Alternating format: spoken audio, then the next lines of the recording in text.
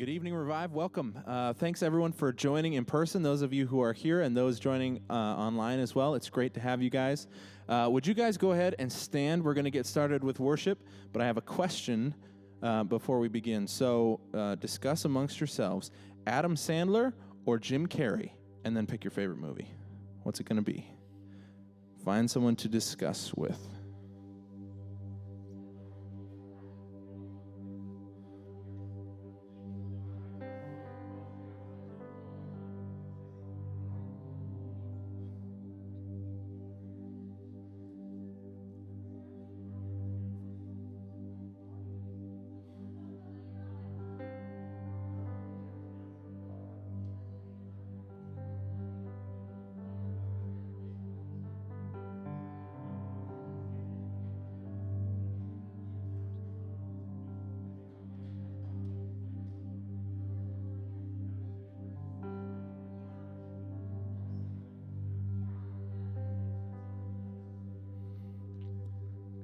All right, give you guys just a little bit to finish up.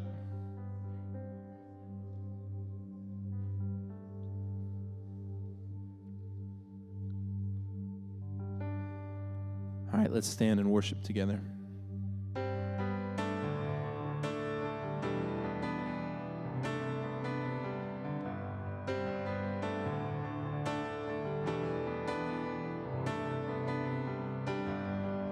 I'm leaning on the everlasting arms that place me on the rock that stands. I hold true to the one who breaks my fall and lifts me time and time again. Oh my God, so good, you never give up. You never give up on me. Oh, what joy I found because of your love for me. Oh my God, so good, you never give up on me. Oh, what joy I found because of your love for me.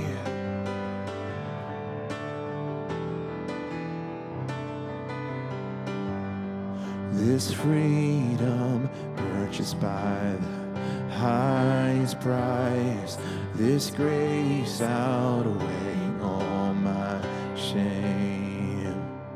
'Cause I'm made new through the power of sacrifice, from death now raised to life again. Oh my God, so good, you never give up on me.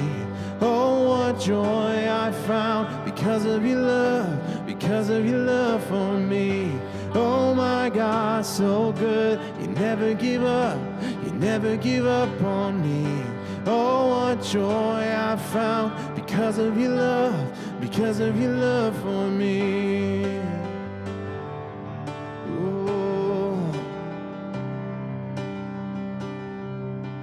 I'm not a slave to sin, so I'm singing, you are good.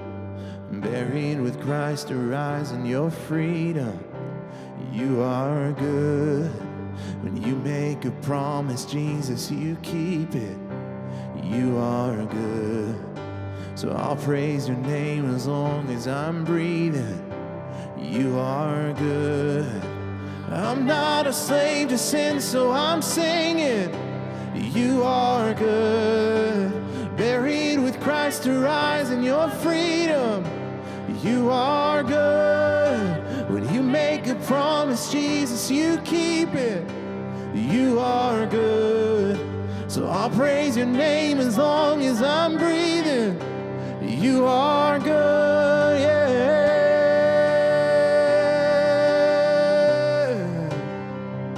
Oh my God, so good, you never give up on me. Oh, what joy I found because of your love for me. Oh my God, so good, you never give up on me. Oh, what joy I found because of your love for me. Oh my God, so good. You never give up on me. Oh, what joy I found because of your love for me. Oh my God, so good. You never give up on me. Oh, what joy I found because of your love for me. I'm not a slave to sin, so I'm singing. You are good. Buried with Christ, arise in your freedom. You are good. When you make a promise, Jesus, you keep it. You are good. So I'll praise your name as long as I'm breathing. You are good.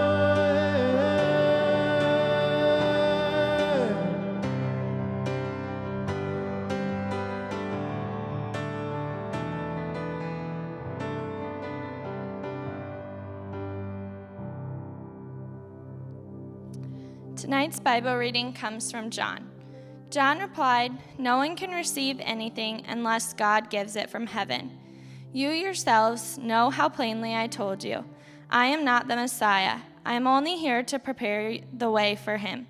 It is the bridegroom who marries the bride, and the bridegroom's friend is simply glad to stand with him and hear his vows.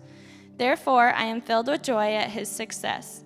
He must become greater and greater, and I must become less and less." Here ends the reading. Let's bow our heads together in prayer. God, we thank you for this evening. We thank you for the chance to come on such a beautiful day and such a beautiful evening, to come together and to worship you, God, to lift you up and enjoy that together. God, we seek after you and after your presence. And God, we ask for more of you and less of the focusing on ourselves that we get so used to in life. God, we want to focus on you during this time. We want to hear from you. So speak the truth of your word to us tonight. God, we love you, and it's in Jesus' name that we pray. Amen. Go ahead and have a seat.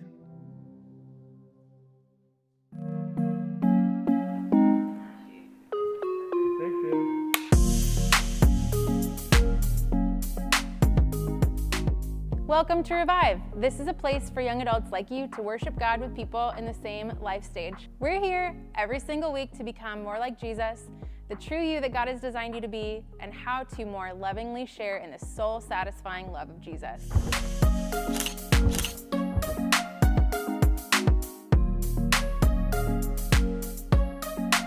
Some people come to Revive to meet other young adults. If that's you, make sure you connect with someone on the hospitality team before or after Revive. And also fill out the Revive Connections form. Some people come to Revive looking to share their gifts, like music, prayer, audio-visual, or hospitality. If that's you, fill out the volunteer form. And whatever is happening in your life, we want to know how we can specifically pray for you. Let us know by filling out the Connect and Prayer Request form.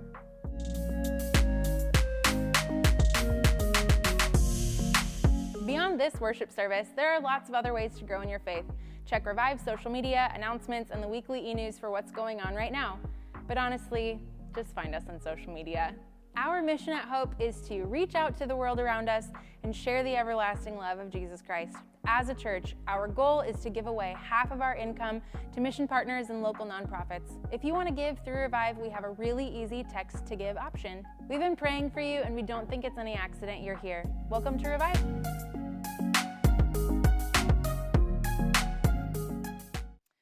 Well, she looks familiar. Hi, everyone. My name's Jamie, and I'm the Revive Young Adult Minister, and I'm so glad that you're here. It is a beautiful Thursday evening, and you could be doing a lot of different things, but you're here. And so to those of you who, the people that were here for the first service, and to you, I want you to know I think you've chosen so well. We believe that you're better with you here and that we're better with you here. And also, hello to those of you who are tuning in online. We're really glad that you're here. So that kind of gave you the high-level things we want you to know, especially if you're new. But also, we do want to mention, if you're brand new, we have a mug that we would love to give you as a simple thanks for being a visitor at Revive. So feel free to grab a mug on your way out at the tables on the back, or on your way in next time you come. It just is a free thing. That's thanks for being a visitor. So we have a couple announcements tonight. I'm very excited to tell you about all of them. And the first one is that we have a Revive group that's going to be reading this book together. It's called Discover Your True Self. This is a book that you've probably heard a lot about around Hope because we've been doing an all-church study of this book in various different ways. Different groups have been doing this. And so ours is starting a little bit later. But if you would like to find a group, if you want to meet some people, if you'd like to grow in your faith and do that in like a really accessible way, this is a really good option for you. So the group is meeting here at Hope on Mondays, and it's starting this coming Monday. So if you'd like to register or sign up for that, you can go to the Hope website and do it that way. If you're on social media, specifically on Instagram, you can go to our Instagram bio, and there's a link there. Jenna, who's leading the group, is really awesome. I think you'll really like her. She does a really good job, and so that group starts this coming Monday. The second announcement is that we have a couple open job positions here at Hope right now, specifically at our West Des Moines campus. I feel like we always have jobs open across the rather large Hope network across our campuses, but very specifically, we have two jobs that I want to tell you about. And I'm not telling you that we're looking to hire a Revive person, but I am saying people very specifically said, will you please announce this at Revive? Nudge, nudge, wink, wink. And so the first position is for a web designer for our website. It's a honking huge website. And so we would really love someone who is not just like in web, like graphics, but in web design and layout of pages and stuff like that. So I don't even know all the terms. I just know that if that sounds like something you're interested in, you will probably understand the job description even more than I do. So we invite you to go to the Hope website and find that job listing. The second job listing is in our IT department. And so if you are in web design, or if you're in IT, or if you have some friends, family, coworkers, maybe a former college classmate or something like that, anyone that you could think of that might be interested in either one of these positions, we invite you to point them to the Hope website for employment to check it out. Okay, and then our last announcement tonight is very strange and very different. And we knew that we were going to announce something tonight that was a change at Revive, and since we decided on what the announcement was going to be, it has since changed again. So I'm going to tell you the old announcement and the new announcement. So the announcement that we were going to tell you is that beginning May 27th, which is 2 weeks from now, we were going to have this 7:30 service of Revive, the second one, which you are at right now, become a mask optional service. Now, like 2 hours before the first Revive service started, the CDC made an announcement that kind of changed all of this. And so I find myself in a position of where we've been over the course of the last year, where it seems like the CDC always releases new statements on Thursday afternoons right before Revive. And I'm always like, really? I'm scrambling to figure out what this change is going to mean for Revive. So it's not that we haven't thought through this, but our Hope teams and staff and leadership got together this afternoon right after the CDC's announcement, which, if you hadn't heard it, involves if you are an adult who is vaccinated, you do not need to wear a mask outdoors or indoors, says the CDC. And so Hope was going to move some of our weekend services to mask optional starting in a couple of weekends. That is now happening this weekend. I don't remember exactly which worship services. I don't even know if they've decided yet. But some of our services here at Hope this weekend are going to become mask optional, several of them. And our decision in talking this afternoon right before Revive is that starting next week, both of our Revive services will become mask optional. And we know that for some of you, you are like, yes, I am so excited. I am ready and waiting for this. We're going to have like a demasking service together, and it'll be like graduation where we throw our masks in the air and yell. And for some of you, you might feel like the rug just got pulled out from underneath you. Like, wait, what? Like, what does it mean that we're going back to like mask optional? And so tonight, we're just going to keep everything the same. Yes, technically, because of what the CDC says you could take your mask off. We're just going to keep everything the same tonight, give ourselves a week to mentally adjust. And so for those of you who would like to not wear a mask next week, you cannot wear a mask, which sounds crazy. It feels crazy to say that. But at the same time, if you would like to still wear a mask, you can still wear a mask. We're not saying no masks. We're not saying mask required. We're saying mask optional. And so if you want to worship online, as you mentally adjust, the online live stream is always there. The 3 rows here in person in the back are still spaced out. They're not close together. So if you're like, yeah, I want to come in person, I'll wear a mask, I'll just sit in the back at the spaced out rows, you can do that. We are trying to do this in the best way possible, where we're just like, this is one more constant pivot, right? And people will be all across the board and like, yes, I'm excited. No, I hate this. And here's the thing, Revive, is I want you to hear from me. This is a community that has been loving each other really, really well over the course of the last 14 months, and I think we're going to continue to do that really well. We're going to continue to love one another, respect that we are all over the map when it comes to this. We are not going to politicize it. We are not going to shame. We are not going to check vaccine records at the door.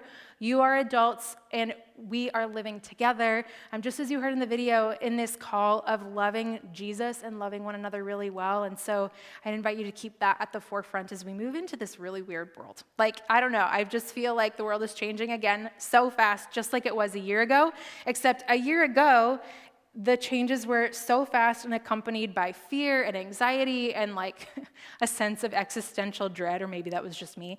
And now there's all these changes, but it does feel like so many of these changes are accompanied by joy and excitement and hope. And so regardless of what other changes may come, and there will probably be more, that's our grounding is in the love of Jesus Christ and our love for one another. So I don't preach tonight, so sorry, Cory, that was me preaching because I don't get to preach tonight.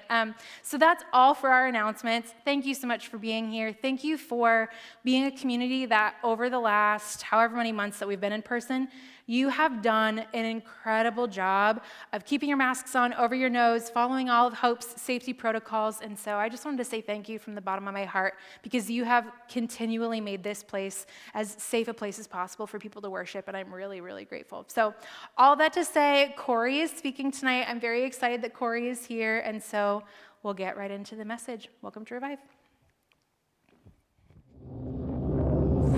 The most awesome force in the universe, the most powerful device ever created, is now in the hands of one man. Cool. You wanted a universal remote. That remote controls your universe. For me to do those documents, it's gonna take me months. And you better get started. Wow, I got a big headache. You do? So I can re-experience any part of my life I wanted. I heard a song playing on the radio this morning. We have a song? The song that was playing during our first kiss. What the hell was that song? Oh my, get it. That's my boy. Linger was playing during our first juicy kiss. You look beautiful in that pink sweater. Honey, you remember what I was wearing? I love you. I love you too, honey. Yeah. Skipping the shower and skipping getting dressed. And looking sexy. I like that. Have you been drinking, Daddy? The remote. Making up. Clicking. Is that my parents? They're making you. Get me out of here! Takes control. This thing's broken. It's fast forwarding on its own. What else did I miss? Adam Sandler. You look a little pale there, pal. Let me fix that. Don't get the Hulk angry. You won't like him when he's angry.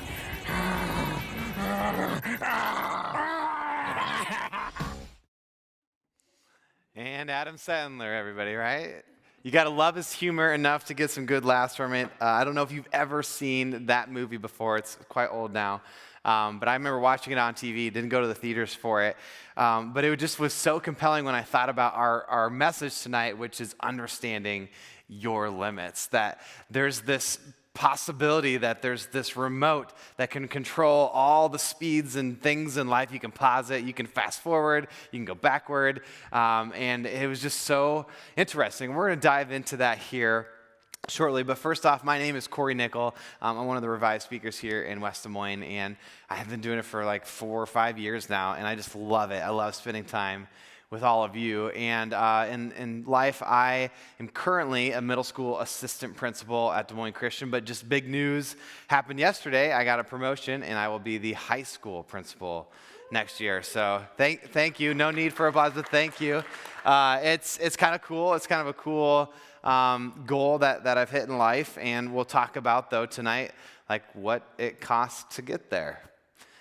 Because I broke a lot of limits, right? So it's like this weird feeling. It's like, oh, I did it. I got a big boy job, right? Like, yeah.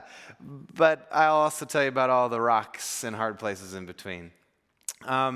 So again, tonight, limits, the word limit to us, right, is it's nasty. Like, I have to have a limit. I have to stop somewhere. I have to have a boundary. And as humans, we're really bad with each other and ourselves, mostly with limits.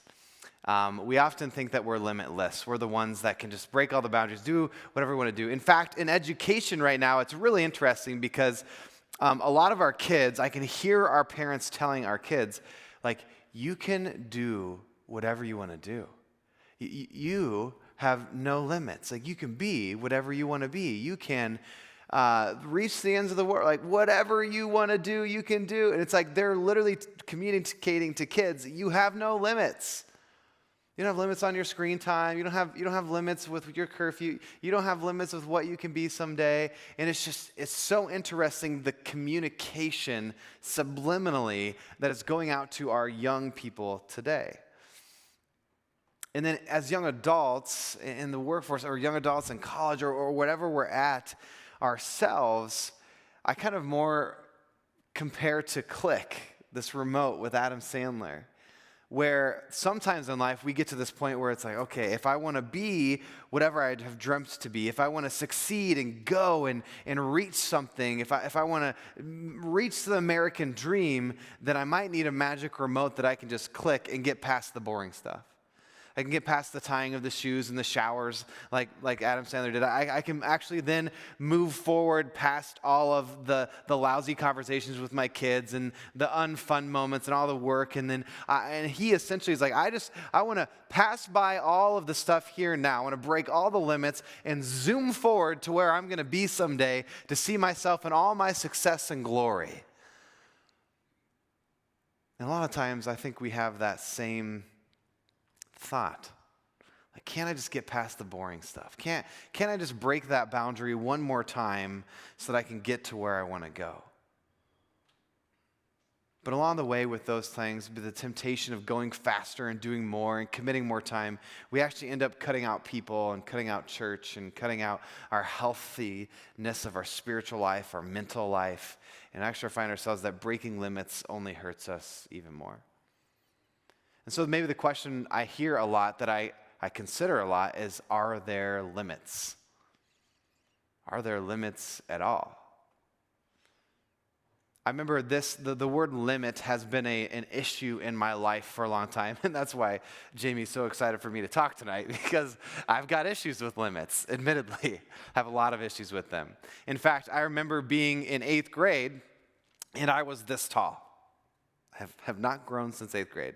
Right? So as an 8th grader, it was actually awesome because I was bigger than everybody. I could boss people around, and I could even dunk a basketball, right? Like, I thought I was pretty cool. And as an 8th grader, when you can dunk a basketball, you basically think, like, there is no limits. I can rule the world someday because no other 8th grader can do this, right? But again, shows my naivety. But anyway, that's really all I had as an 8th grader, was dunking a basketball. And that fed my pride and my ego so much that it raced me forward into life, that, like, I have no limits and no boundaries. I can do anything. I can be anything. And limits are interesting. Even in my first educational interview to get a teacher job, they asked me a question, and they said, can fish fly? That was the question in an interview. Can fish fly? And I remember being so taken aback. I was like, what is going on? Number one. But number two, I figured it out in the moment. I'm like, they're asking about limits. Do children have limits? Can a fish actually fly? No, it can't. So can you force a kid to be something that they can't be? No, you can't. They understood limits, but yet all the time we seem to, like, move past them. And kids then get coached in a way that, like, you can be anything, you can do anything, you can become anything. And the actual truth is that we can't. We can't all be so-and-so. I can't be Michael Jordan, I really wanted to be as an 8th grader, but I can't, right? I can't be, I'm trying to think of really cool people right now, and I'm really flopping. Elon Musk, we're going to talk about him later. I can't be Elon Musk, right? I wish I was that smart that I can create a rocket thing that goes to Mars and back and like, whoa. But I can't. I can't be Warren Buffett, right? With all the money in the world. I can't. It's not me. I have limits. I know nothing about finance. I just know education. So we have limits. We have all these limits. What about more so in us, right? And I think the world in general has always had this idea that limits are meant to be broken. In fact, if we just settled and we didn't break the limits, then we would still be in the rock and stone ages, right? Like we would be wheeling around like the Flintstones, right? Paddling our feet with these rocks that move and dinosaurs here and there. I don't know what it'd be like, but we got to break the limits. We've got to get better and do more. And so I started researching this a little bit, right? And I asked myself, well, are there limits to the human body? And one of the cool stories that I came across and I was reminded of in that moment was Roger Bannister. If you know this name, if you watched maybe the movie, it was this time in life where everyone was saying running a 4-minute mile and breaking the 4-minute pace of a mile is impossible. That is a limitation. Nobody is fast enough. No body is strong enough. There's no way a human can actually break the barrier of a 4-minute mile. And Roger Bannister's like, oh, I can, and I can. He tried, and he tried, and he tried. And then finally, in 1954, he ran it in 3 minutes, 59.4 seconds. First person ever to break a 4-minute mile. And I was talking to the back and had some new information. They're like, you know what? The funny part about it is actually just even 2 years later, there was like 16 more people that broke the 4-minute mile. Isn't that nuts? Like just like once one person did it, everyone's like, well, and I can do it too. It's like you just need to jump, push someone over the edge and you say, well, they survived. Well, okay, I'll try it too. And then everyone else is like, I'll jump, and here we go, right? That's like what it was. And then fast forward till 1999, the new all-time world record for the mile is from this guy named Hikam El-Garaj. I cannot say the name, it's not right, but he ran it and he runs it in 3 minutes in 43.13 seconds. Like he broke that Roger Bannister mile by 16 seconds. Isn't that insane? Like there is no limitation. And if you've ever been in high school or college, if you've ever watched a record board, they get broken every year, over and over again. How are we getting faster and bigger and stronger, and limits are being broken, records are being broken? It just keeps going and going. What can the human body not do? Don't you hear that question resonating in our society? What can we not do? We're bigger, faster, stronger. We can do that, we can do that, we can do that. It's amazing. How about the sound barrier? I was looking this up, right? The thought of a mechanical flight engine breaking the sound barrier, they were so scared. They were like, once this breaks through the sound barrier, it's going to explode. It's not possible. There's a boundary there. It's limited. We cannot burst through it because it'll explode the whole machine. Well, a guy named Chuck Yeager was like, I'll try it. Put me in the machine. I'll try and fly it. And he did it, and he survived, and he broke the sound barrier in 1947 in an airplane. But only 20 years later, remember, sound barrier is like Mach 1.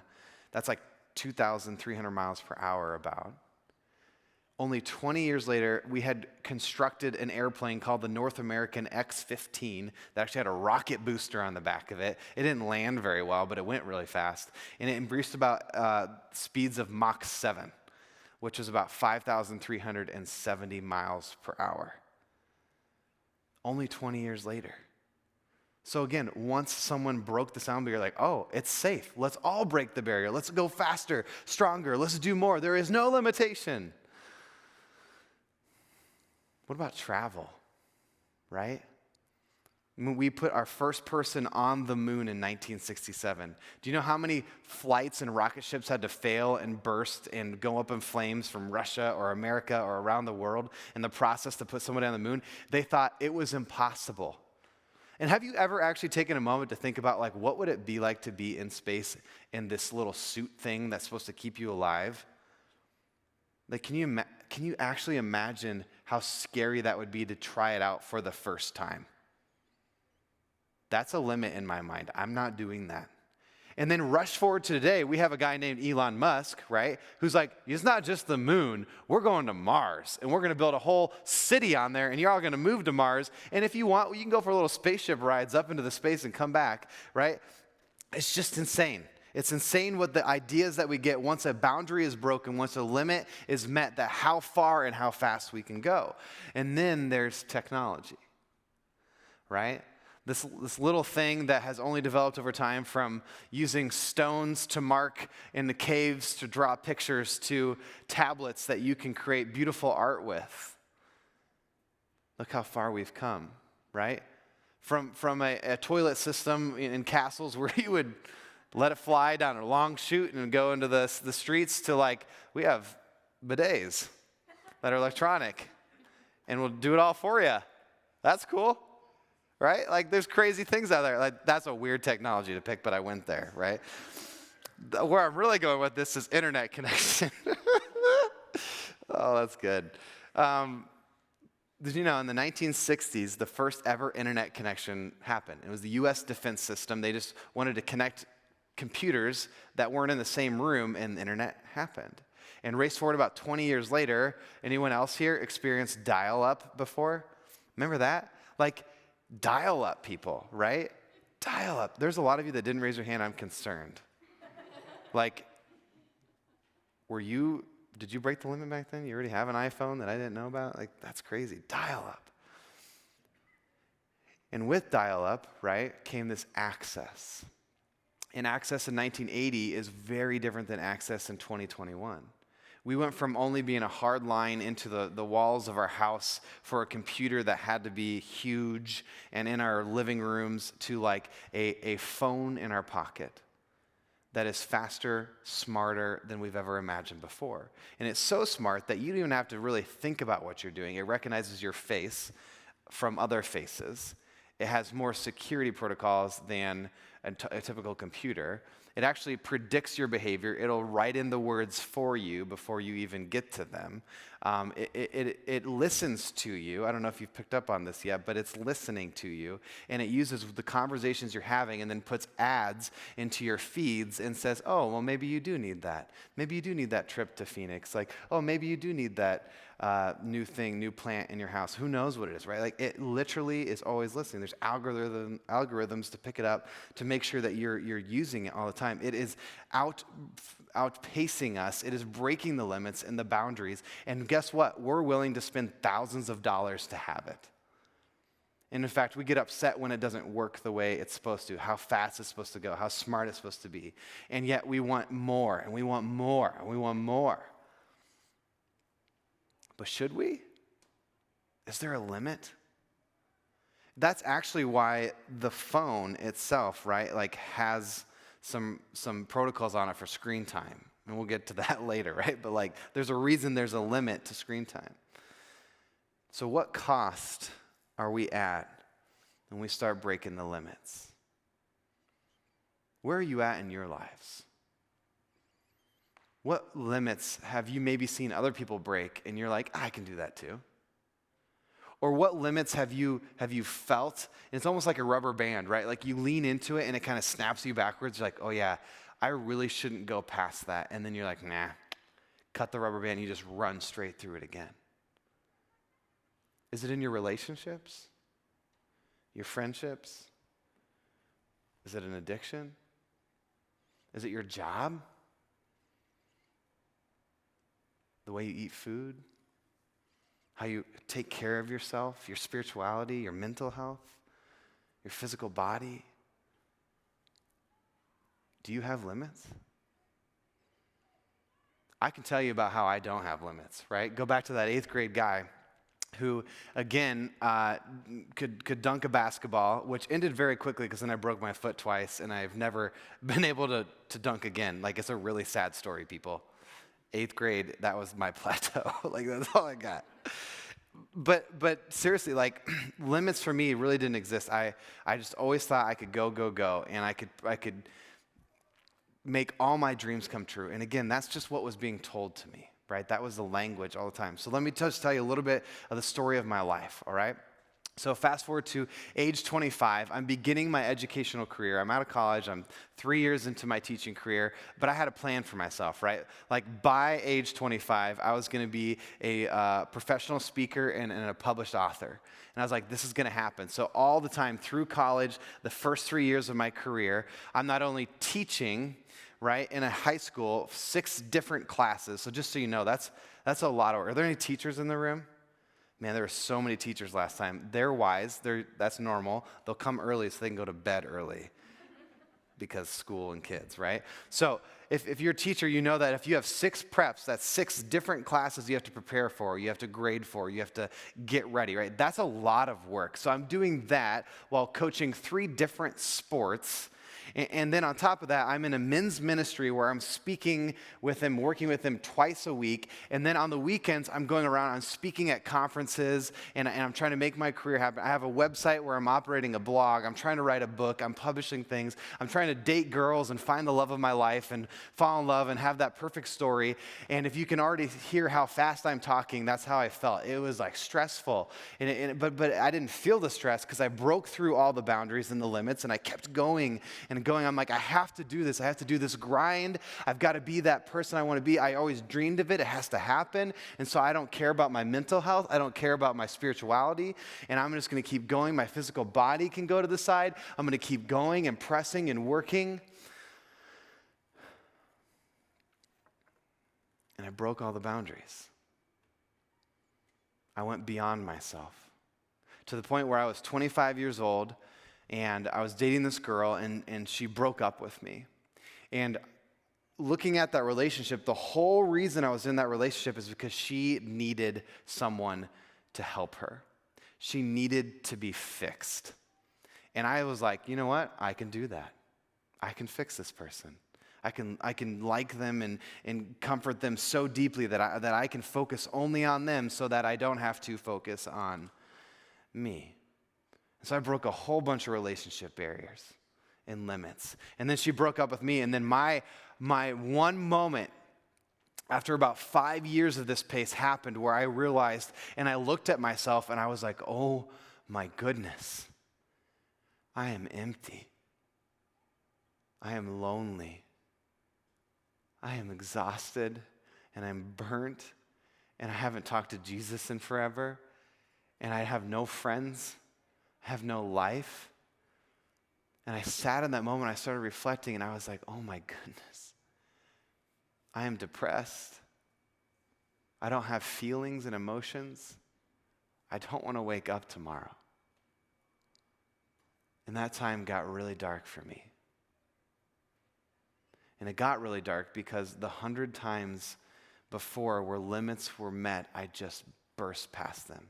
All for the pursuit of this pretty little remote control that I was like, if I could just fast forward and go faster, zoom, and just get to the next thing, get that accomplishment, get that thing, then I'll feel better. I'll be exactly where I'm supposed to be, just like the Adam Sandler in Click.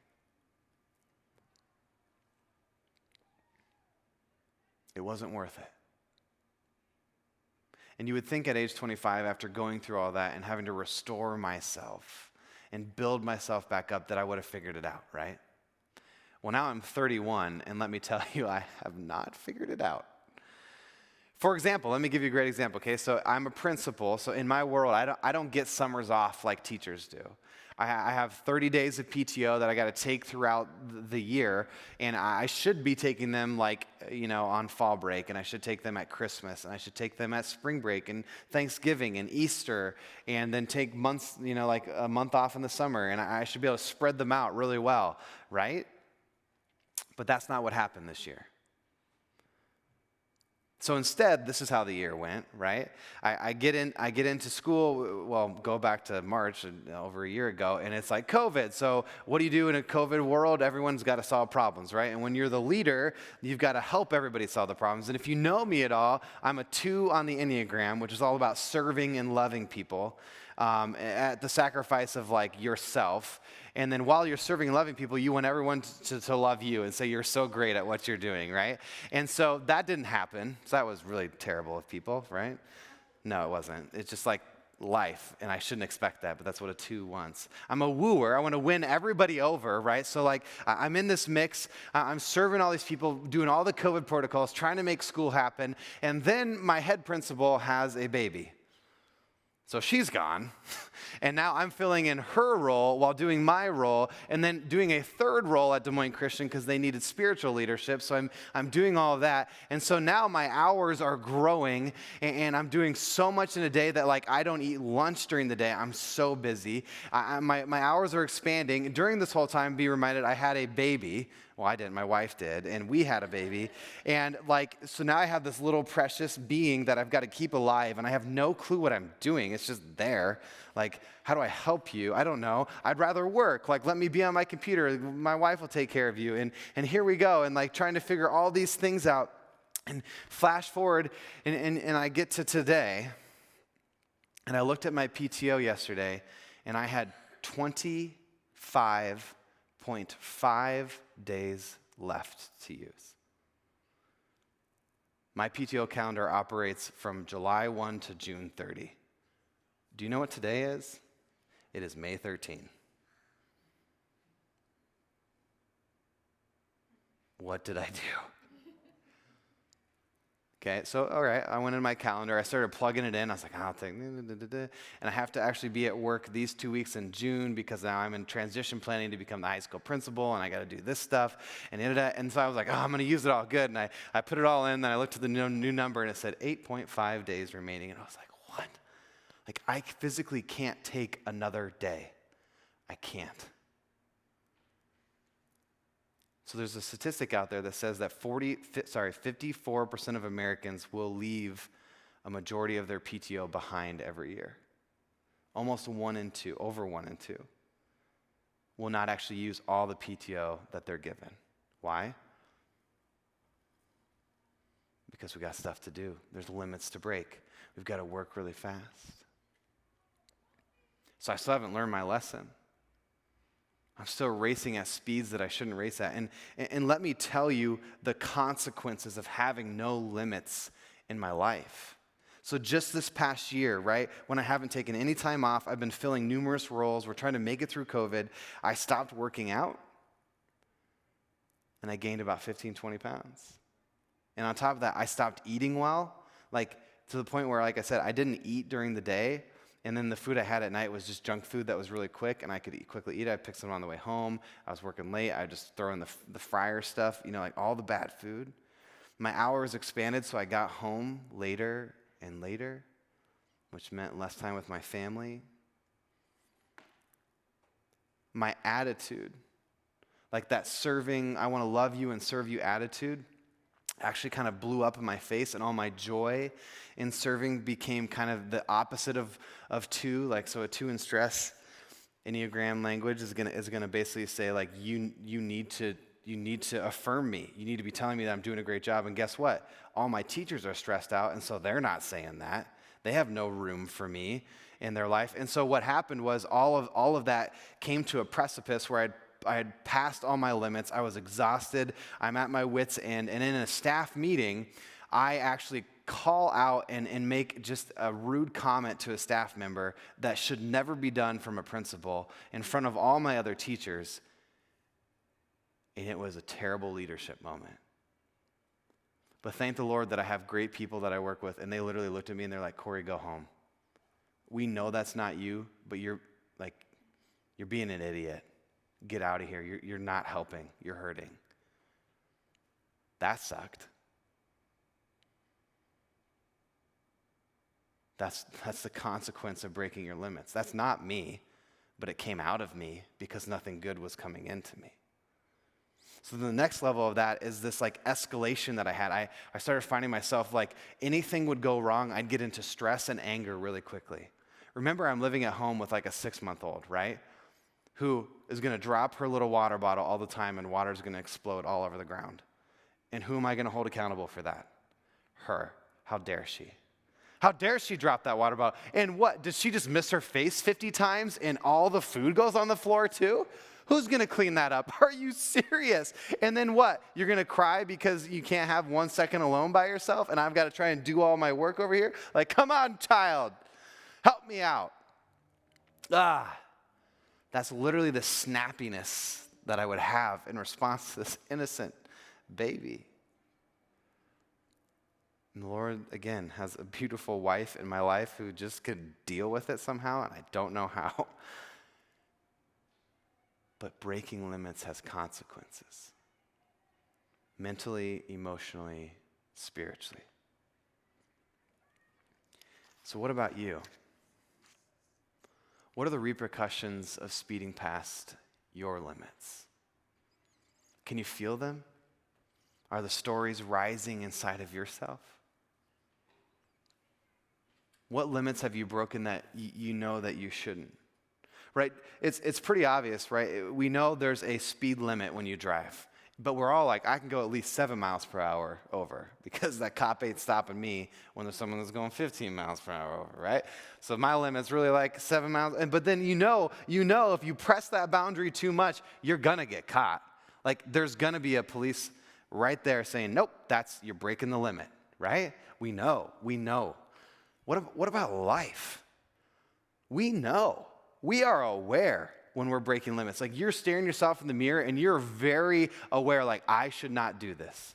Again, it's like that rubber band. It's like you're up against it and it's just like, okay, yep, I know I'm not supposed to go there. Like, where's my scissors? Snap. I'm gonna walk right through.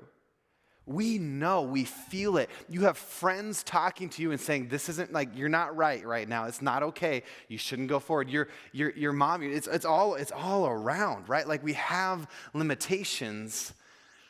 We know it, but we don't stop. So I did some research that's based on limits, right? And it was just very simple. And it's like amazing. You can Google this stuff and you can see the consequence of breaking limits. But just know every article I read is peer-reviewed. It's research-based. This is all real stuff, people, right? It's big in the education world. You got to have peer-reviewed journal articles. So I did it. I did this for you. I went and I found them. And it told me this, right? The more social media that we partake in equivalates to more loneliness. So when you're breaking the boundaries of how much screen time you have, how much in feed scrolling that you're doing, how much consumption that, like, if you're like me, I get home of the day, I haven't checked my phone once, it's been too busy, so then I'm going to take at least an hour to go through everything. What am I doing? Why do I care? I don't have that many friends. Like, what? Why am I so interested in other people's lives? It just actually distances me. But right, that's why Apple gives you those screen time reminders every Sunday. Like, you spent this many hours a day on your phone, and you're always ashamed. You're like, oh no, just ignore. And that's why they have those screen time management systems where it can tell you, like, this app cannot be used any longer. And it goes farther than that, right? There's actually a study out there that says because kids are consuming so many screens and so many hours a day, we have more kids in vision therapy than ever before. And vision therapy is happening because they can't focus on hard objects in front of them because of the distortion of looking at a screen so close to their face all the time. So we got that issue. But what about the limits of passion that we pour our time and our money into? Okay, I told you the statistic about not using enough PTO. Like, we think, I got to work more instead of use my rest time. 54% of us don't use enough of our PTO every year. Secondly, you know that if you gamble, right, so the money side is just simple fact. This is a really easy research to find. If you're gambling, and the more that you gamble, you're actually losing way more money than you ever make, right? But there's that hope, like, I'm going to keep breaking the limit. I'm going to keep breaking this just for the hope that, I'm going to make that money back somehow. No, you're not. You're just going to keep losing money, right? And finally, what about pressing the boundary of stress and busyness and work, right? And it's an easy fact out there. The more hours that you work beyond your contract, the less satisfaction you have with your job. So use your PTO. Stop at 40 hours a week or 45 hours a week or whatever you're being paid for and rest. There's consequences. There are limits to our lives. And if we fast forward past them, you're going to see what happens with Adam Sandler.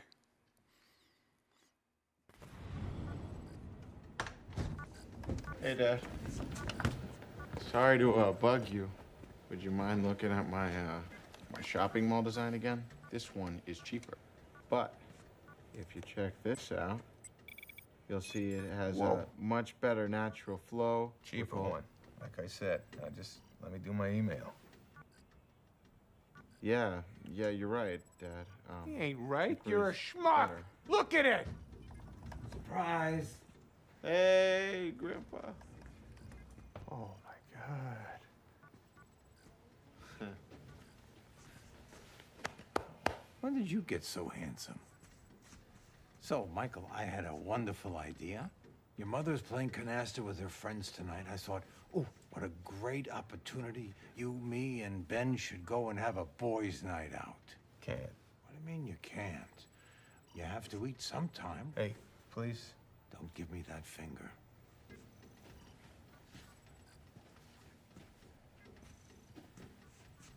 I'll make you a deal.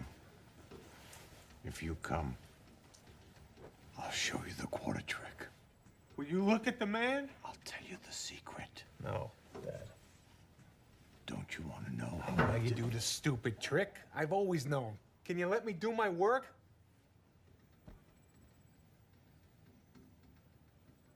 You've always known. You're pathetic.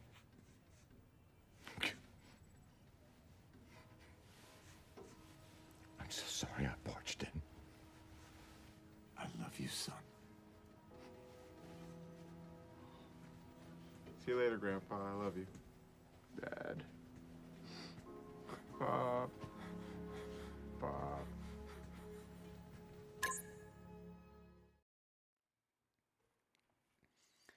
It's what it feels like when you break your limits. Your brother, your sister, your family is right there saying, hey, we've got to bring it back. They know. You may not hear it, but they're telling you.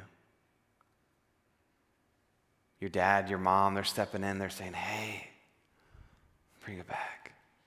Or you're good enough at hiding it that you just keep going, and then eventually you get to age 25 like I did, and then my parents are so shocked. They're like, how did you get here? I was like, I was really good at hiding it. But it's going to come at some time. It's going to come at a significant consequence.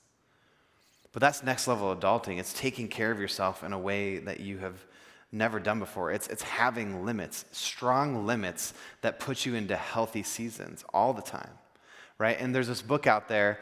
When I was age 25 and I was depressed, I went to a pastor, was working with him, and he slid me this book, and it was called Emotionally Healthy Spirituality by a guy named Pete Scazzaro. And it changed my life. And I now read it every single year to remind me. It's like one of my limits. I have to read this book, otherwise I will burst through so many things. It is life-changing. And it's just so beautiful. And so the line there, right, it's impossible to be spiritually mature while remaining emotionally immature. And that's what breaking limits is, going past the boundaries is. It's breaking the limits. It's being emotionally immature, the inability to say, I gotta stop and then change your behavior. And it's really, honest, if you get down to the spiritual issue, it's a lack of ability to repent. And repentance, it says, if this is where my issue is I'm gonna be 180 degrees the other way and flee from it and change behavior. And we lack repentance. We lack the significant ability to say, no, I'm limiting myself, and change ourselves. And so I love the image here too, this iceberg, right? Icebergs on top, they just look so meek and mild, like there's nothing like deep about them. They're just this block of ice, but underneath the surface, they are massive. Massive, and they're deep, and they're strong, and they're wide, and they're formidable. That's what we've got to be. And on the outside, people might be like, what's your deal? Like, why'd you say no to that? Like, why won't you go? Why won't you partake? And it's like, I have limits. And so Pete Scazzaro is so good. Jamie and I are like throwing back all these things on his Instagram because it's just so enlightening every day. So the first thing you got to do, right, is get on Instagram, look up Cory Nikkel, and follow him. It won't measure up, okay, to Pete Scazzaro. So get on there, find him, okay? So I brought some screenshots for you of his content, and we're going to use it tonight because it's beautiful, okay? So there he is. Find every single day there's some piece of knowledge and wisdom that will help you just in emotional and spiritual health. So he says this, I know that my doing exceeds my being when I can't shake the pressure that I feel from having too much to do in too little time. Right? It's that rush feeling you have. Like, I got to keep going. I honestly had it this very morning. I didn't pre-make my meal last night. I didn't have anything ready in the morning. I'm trying to take care of this 11-month-old girl. My wife is off in the shower, so it's just me and this kid, and then all the things in front of me to get out the door. That doesn't go well. And so I felt myself just in extreme pressure, like I'd got to put her over here so I can do this. And then she knocked over my water bottle, and water went everywhere, and I got so frustrated. I could feel a limit coming right there. So I had to take a step back, take a breath, and say, there's no crying over spilled water, right? There's not. Go on. Your doing exceeds your being when you ignore the stress, anxiety, and the tightness of your body. Because when you blow out limits, your body is going to be sacrificed. When you're concerned with what others think, when you're fearful about the future, when you're always rushing, when you're defensive and easily offended. That was me, right? I just told you about that in this year with my staff. Like, I was defensive. I was easily offended. Why? Because I didn't have limits. That you're preoccupied and distracted, if you fire off quick opinions and judgments, if you feel unenthusiastic or threatened by the success of other people, and if you spend more time talking than listening. We can't be human doings. We have to be human beings. And when our doing outweighs our being, we're going to find so many consequences entering our life. The next one, Pete says, what I couldn't see was that in bypassing or denying my limits, I was actually bypassing and missing God as well. And for me, that is the worst part. And if we are to be these cups, right? And you know that you have to have a full cup to pour out your cup. You have to be pouring into yourself so that you can pour out into your life. And if we're breaking limits and pressing past boundaries, then that means we're not filling our cup. And if we don't have a cup to fill, that means we're not spending time with God. He's not immersing us in His love and His beauty. And we're blowing past it and we're denying our limits. And finally, he'll say this, when people say to me, Pete, I know you're busy and you might not be willing to, And so I know you're busy, but you might be willing to do this. He smiles and he slowly replies, well, you see, I'm not busy. I'm just limited. I'm an iceberg. We're out over the top. You might think that I might be willing to, but I have limits. I'm deep and I'm strong and I'm formidable. And I know my boundaries and what I should say yes to and what I should say no to. And people actually really start to respect that. Because the moment that you are limited and you tell them no or like, I'm not going to partake, they actually go, maybe I should think about that too. So you need to know that practicing your limits is truly next level adulting. It is. Because this is where we fall short all the time. And the hardest battle that you ever find is just like his book, Pete, that he talks about, right? It's this emotionally healthy spirituality. And if we can't get a mature mental health and a mature emotional health, then we will never be able to grow the depths of our spirit like we want to. It's just going to be impossible. And the truth about our God is that He's not a fast God. In fact, like He looked at this Bible, He wrote all these words, and never in here does He say, hey, go faster and faster and faster. Hey, go break all those limits. Hey, go do even more than you think you can do, right? He might encourage you and spur you on and say, you can do it, but He's never like, go so fast that you're going to break the sound barrier. It's not a thing in here. In fact, if anything, he's telling you to slow down. He's telling you to just take some time, right? He's slow to anger. And when we look at the creation of the world, I look at it and I view God, and we don't actually know how long it took him to create the universe, right? Like, it could have taken, the first day could have been 1,000,000 years. It could have been 100 hours. I don't know what the time frame was, but I know God, and I bet he made that first light in the expanse and the darkness, and I bet he sat in it and he was like, oh, this is good. Wow, this is enjoyable. And I bet if God wore shoes, he wouldn't click past it and he'd be like, oh, I'm going to take time to tie my shoelaces and look up and look around and enjoy the beautiful day that we had today and the weather. And take a deep breath. God is not a fast God. He instituted the Sabbath right away. He created the world. He rested on the seventh day. And then in the 10 Commandments, he put in there the longest one, the most important one, the one that had the most words in it, was to Sabbath, to take a break, to have limits. Because we can't work every day. We can't work overtime every day. We can't keep going that fast every day. That's why there's weekdays and weekends. He created the year of Jubilee where nobody works and you just party for the whole year. Celebrate, rest, soak it in. And he put these into place because we have limits as humans and he does not as God. And although we're made in his image, we are not like him in the sense of our capacity to do things in this world.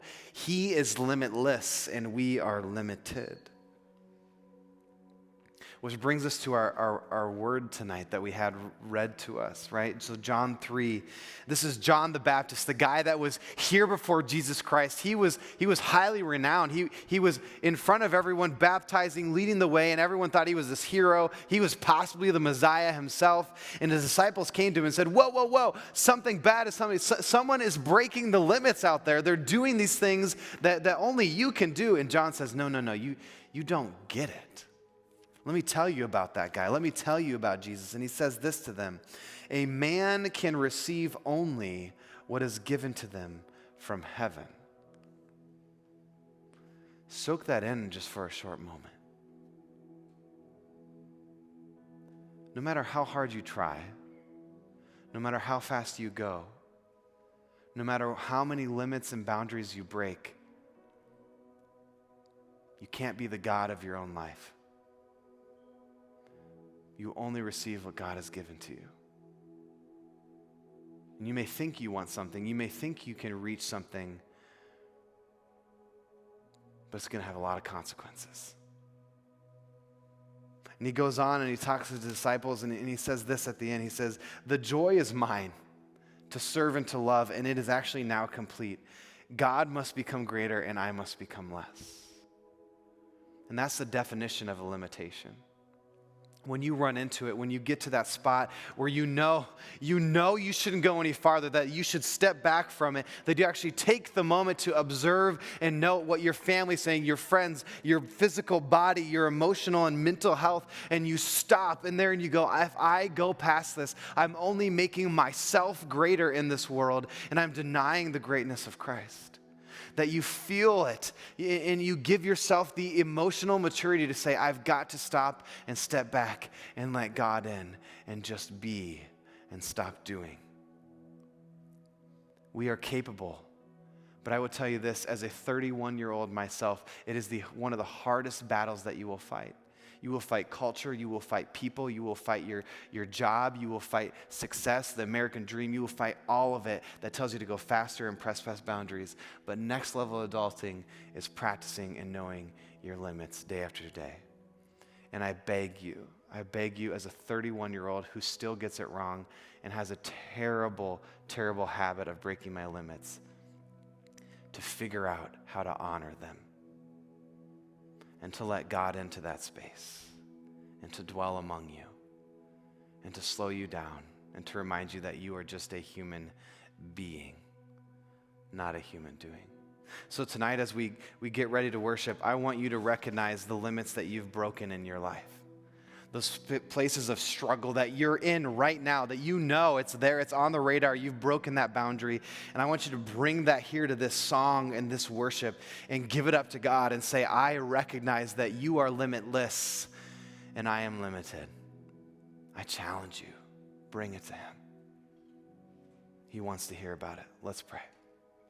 Jesus Christ, you are a good, good God.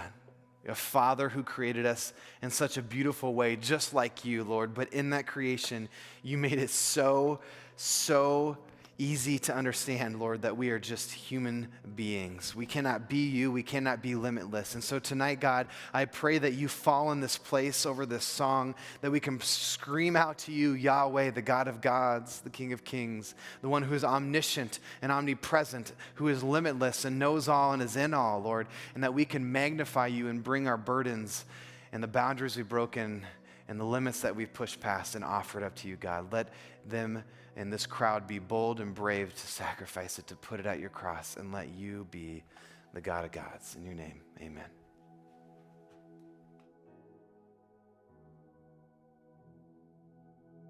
Let's stand together.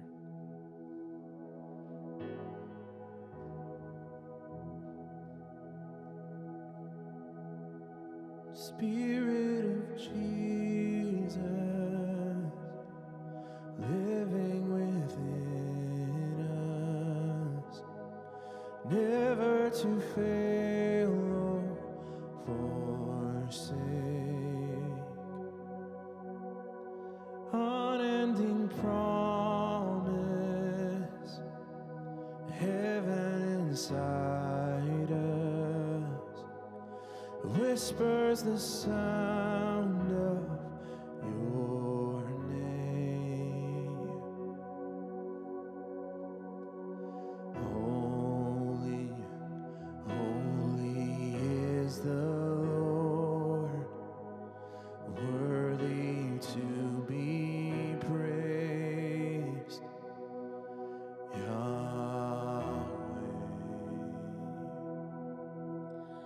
Filled with your wonder,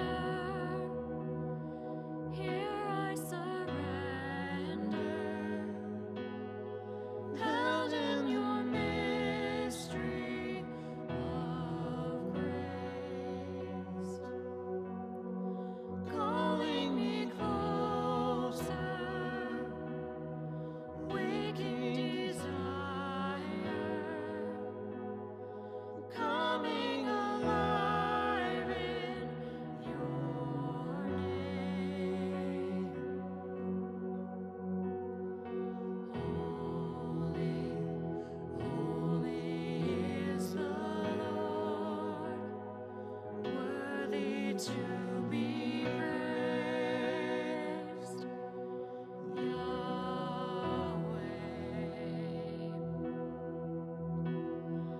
Fire rising in my soul, all-consuming flame. Yahweh. He who was and is to come is the one who lives in us, the great I am. Yahweh. He who was and is to come is the one who lives in us, the great I am. Yahweh.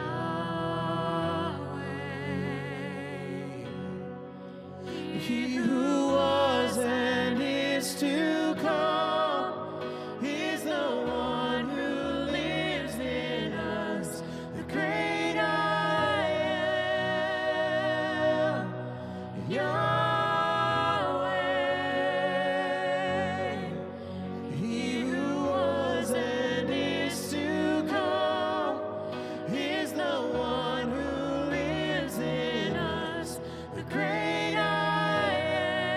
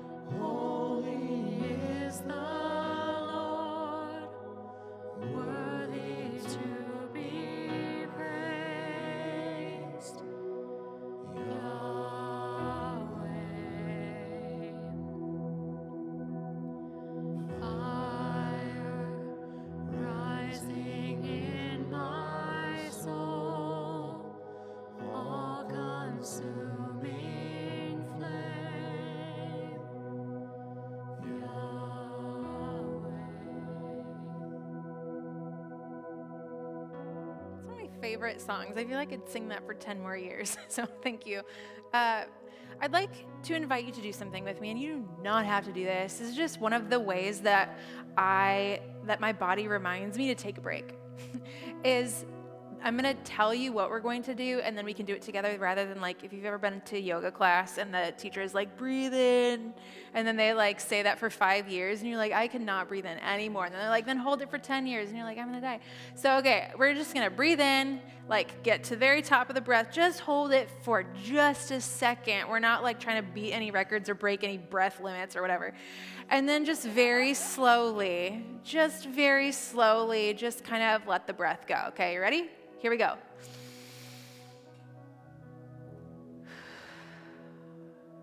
How does your body feel when you exhale? Mine gets all tingly everywhere. Let's do it again. Notice, pay attention to what your body tells you when you exhale. You ready? Here we go.